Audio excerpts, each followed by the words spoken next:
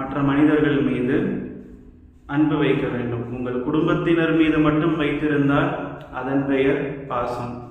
மற்ற மனிதர்கள் மீதும் வைத்திருந்தால் அதன் பெயர் அன்பு. அப்போ மற்ற மனிதர்கள் மீது நான் அன்பு வைப்பதற்கு எனக்கு தடையாக இருப்பது என்ன அப்படின்னு பார்க்கும் பொழுது, சாதி, மதம், இனம், மொழி, இந்த நான்கும் மற்றவர்கள் மீது நான் அன்பு வைப்பதற்கு தடையாக இருக்கின்றது. முதலில் சாதி பார்க்குற விஷயத்தை நாம் நிறுத்த வேண்டும்.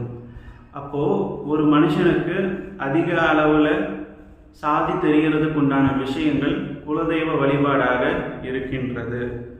அதனால் வள்ளல் பெருமான் என்ன சொல்கிறாரு, நீ திருப்பி திருப்பி உன்னுடைய குலதெய்வத்தை வழிபட்டு கொண்டிருக்கும் பொழுது நீ இன்ன சாதியை சேர்ந்தவன் அப்படின்ற விஷயம் மற்றவர்களுக்கு தெரிய ஆரம்பிக்கும். அதனால் குலதெய்வ வழிபாடு